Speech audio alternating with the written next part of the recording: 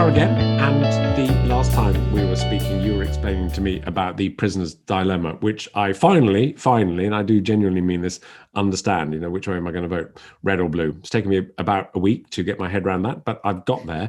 And in some of the things that you were talking about, at least some of the things that I was listening to anyway, you did talk a lot about how we can persuade one another. And I remember asking you the question about, is there anything I can do to persuade you to force your hand in some way or other? And you mentioned a couple of things. I think you talked about listening, you talked about empathy, rapport, those kinds of things. And I'd really like to explore that with you over the next few minutes we have on this particular conversation. And in particular, listening. And I'm going to do my best to actually listen to what you say, which obviously will be hard. Well, I have to say I was impressed by the fact that you did listen to me last week. I think that is the first time ever. But you were even taking notes, which I was especially impressed by. But yeah, no, you're right. Listening is super important when it comes to persuasion, when it comes to influence, when it comes to building trust, all of these kinds of things. Sorry, what did you say? Obviously. See what I did there? Do you see what I did there? Nice. Yeah. I've been waiting to do that all day, obviously. Yeah. So listening, I often say when it comes to influencing, when it comes to persuasion, there's bad news and there's good news. The bad news is that there are nearly 8 billion people in the world and they're all different. So how on earth do we know how to persuade that particular individual that's in front of us right now? Everybody's different. The good news is that people tell us how to persuade them all the time. So, but and in order to find that information out, though, we've got to listen and really listen, because they're not going to tell us explicitly, oh, do this, and do this, then you can persuade me. It's kind of implicit in what they say and how they say it. So we've got to listen behind the words, between the words. We've got to listen for what's not said, all of this kind of stuff. It's in the tonality, the non-verbals as much as anything else that we've got to be listening out for. Yeah.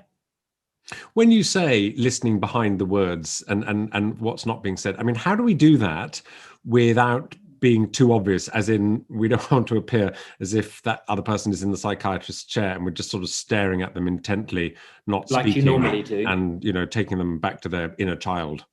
Yes, like that way of staring that you normally do. Yeah, no, you're right. Yes. No, I've been working hard on that. Blinking, I found, is really useful. Yeah. Speaking of listening, by the way, can you hear the dog barking? I just wonder whether you could hear the dog barking, because yes, did you hear that? Yes, but I'm listening to the dog. I'm really listening to what the dog isn't saying at the moment. Exactly. Yes. Basically, it's saying it's hungry. Yes, you're absolutely right on that. Yeah, that's right. I saw a talk, this is a bit of a digression, but I saw a talk recently by a top animal psychologist who specialized in animal communications. And he was saying with AI and everything, fairly soon we will be able to understand what the dog is saying to us when it barks. But he says, like 9 times out of 10, it's quite simply, I'm hungry. So... to be fair, it's quite an easy gig, isn't it, being an animal? It is quite, that's quite right. An easy gig. I think I'm hungry. Yeah. Wow. I'm hungry as well. Exactly. I'm hungry. Exactly. Anyway, getting back to listening properly. Well, so, I mean, let me give you an example. You could ask me, do I like Donald Trump? Mm-hmm. And I could say, yeah. Or I could say, yeah. Content, identical. Meanings, polar opposite. All of my communication was in those non-verbal channels. And so if I want to listen to you and understand what you're saying deeply, then I've got to really tune into those non-verbals as well. I mean, if you think about it, talking about dogs, if you think about it, human beings have evolved human language over a few 100,000 years max, but we've evolved non-verbal language over hundreds of millions of years. So we've got really deep wiring for communicating through those channels But the verbal channel is so loud, it kind of drowns all of the other channels out. And even just the very process of listening is half of what the other person needs. Human beings have this massive need to feel listened to. Yes. And if you can give them that, and they go away thinking, yeah, this person really listened to me. Given that in 9 times out of 10 in their conversations, they don't fully feel listened to, then if you are the person that does give them that need of feeling listened to, they're gonna think you're amazing. Yeah. It's a really simple thing. If only we'd been told this years ago when we were in our sort of late teens, early 20s. I mean, I think it would have solved a huge number of potential issues that arose. And I really do feel that when you say somebody wants to be heard, there's often that moment at the end, isn't there, of a conversation when it gets to its natural conclusion and there's that silence.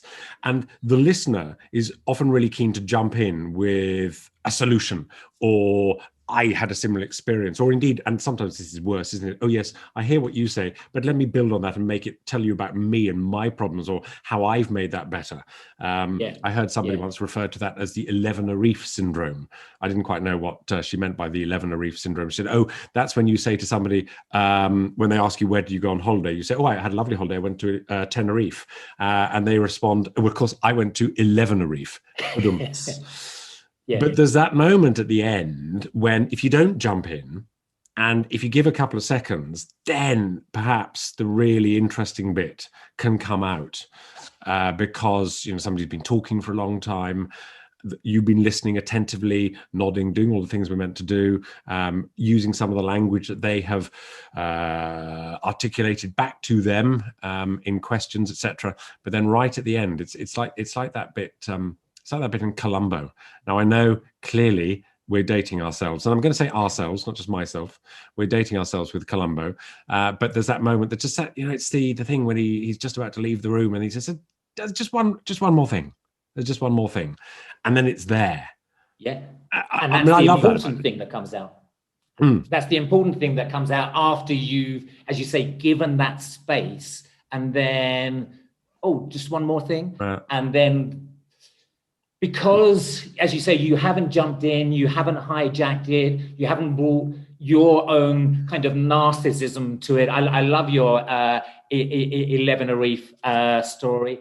And people, to be fair, quite often people think they're doing empathy and rapport building and saying, oh, yes, I've been through the same. But of course, they haven't been through the same. And so them hijacking it like that can be the thing that absolutely loses the rapport, loses the trust. That's really interesting because we do say, no, I know what you mean. I mean, it's one of these throwaway comments, I know what you mean. But actually, when you're speaking to somebody, it's something of, a matter of grave significance.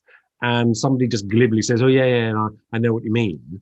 You think, no, actually, you don't. You don't know what I mean. You don't know what this is like. You aren't in my shoes. You can never be in my shoes. I can never be in your shoes.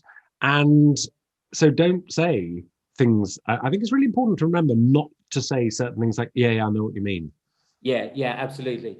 And at the same time, I think there can be benefit for saying, I get what you've gone through, and that must have been really tough. And acknowledging their experience, acknowledging their emotional response to it, and that both their experience and their emotional response to it is legitimate.